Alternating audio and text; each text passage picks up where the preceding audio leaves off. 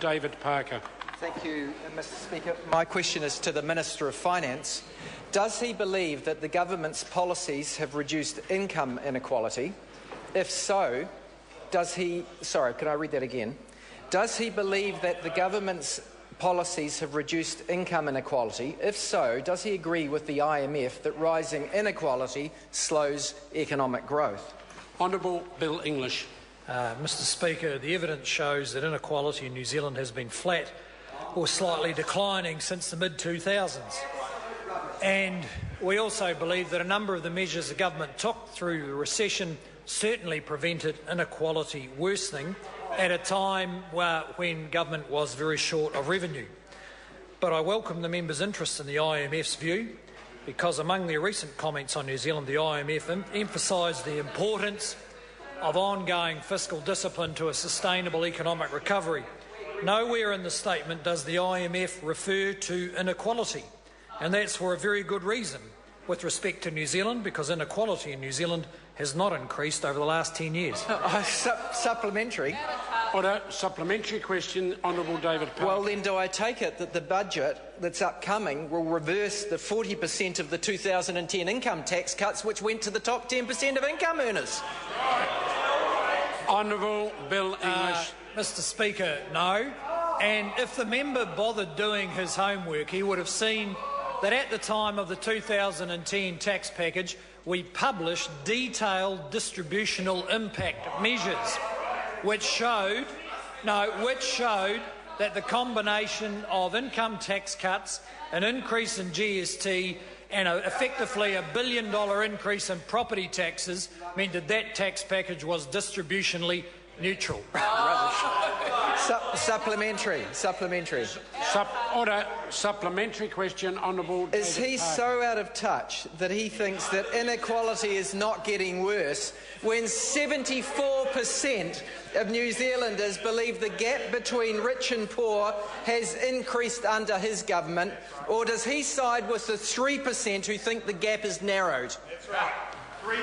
Honourable Bill English. Mr Speaker, that member may be a stranger to the facts, but I'm not. The measuring system, the previous government, which I understand was a Labor government, set up regular reporting on inequality carried out by highly qualified professionals.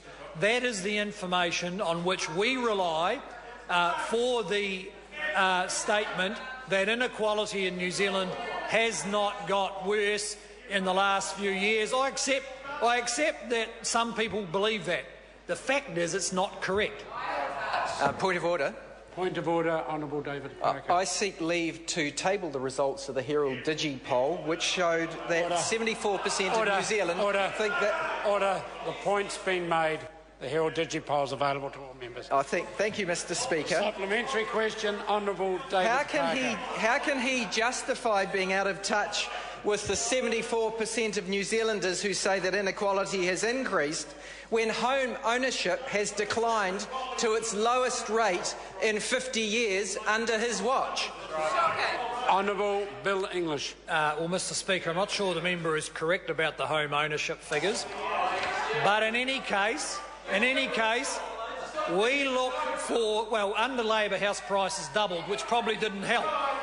But despite the severe damage they caused to the housing market, we'd like to see the opposition parties support government efforts to increase the supply of housing by helping us persuade councils to allow more new houses to be built more quickly.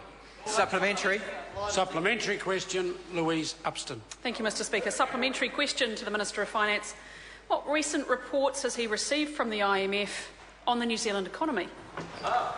Honourable Well, Mr Bill Speaker, English. the most recent report on the IMF didn't refer to inequality as a constraint on growth, for the very good reason that inequality in New Zealand has not worsened. It did note that New Zealand's broad-based growth, that New Zealand has broad-based economic growth and increasing business and consumer confidence. It said that the government's fiscal management and monetary policy has helped to deliver improved resilience against future shocks to the economy, and it considers that the steps taken by the government to alleviate housing supply bottlenecks will ease pressures in the housing market. And in the long run, I believe it would help to ease inequality in New Zealand, because one of the single biggest drivers of inequality is the high cost of housing. Supplementary. Supplementary question, Honourable David Parker. Does he deny that the current annual student turnover rate at Decile 1 primary schools, which is a shocking 52.8% per annum, is a further symptom of rising inequality? And is this further evidence supporting the findings of the OECD that inequality is having a major and negative impact on educational outcomes in New Zealand? Good question, David. Honourable Bill English. Well, Mr Speaker, no, I don't agree with all of that. The interesting thing about the OECD comment is that it shows that the OECD work shows that New Zealand has among the lowest levels of impact on economic inequality with its education system. Part of the reason for having public education, in fact the main reason, is to overcome the inequalities of birth and inequalities of opportunity. And that is why this government is so strongly focused on helping our system be more effective in overcoming economic inequality. Another reason there's high transience in those schools is because the state housing system doesn't meet the needs of those with serious housing need, and that is why the government is changing that policy next week. Supplementary. Order. Order. Order. Order. Order.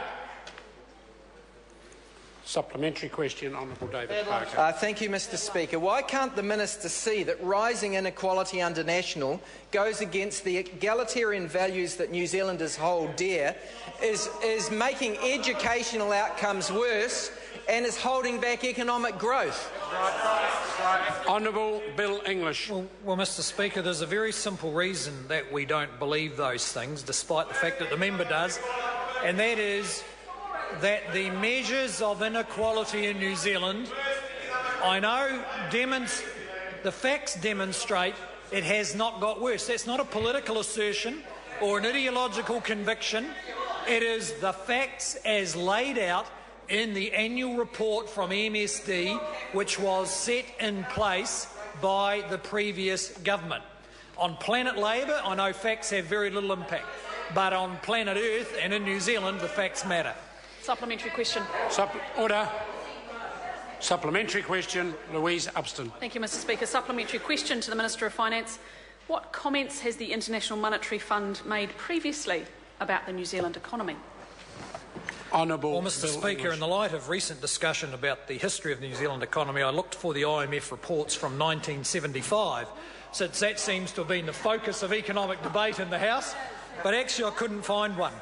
So instead I went to the 2008 IMF report, where the IMF talked about a number of issues facing New Zealand, including what it described in careful bureaucratic language as rapidly appreciating house prices. It noted that in response to rising inflation, the official cash rate reached 8.25%, and homeowners faced floating mortgage rates of 11%, and the current account deficit was 8%. All of those numbers are about double what they are now, and they are measures of the wreckage that the previous Labor government did to the New Zealand economy. Question number 3, Honourable Tohanare. Thank you, Mr Speaker. My question is to the Minister of Finance.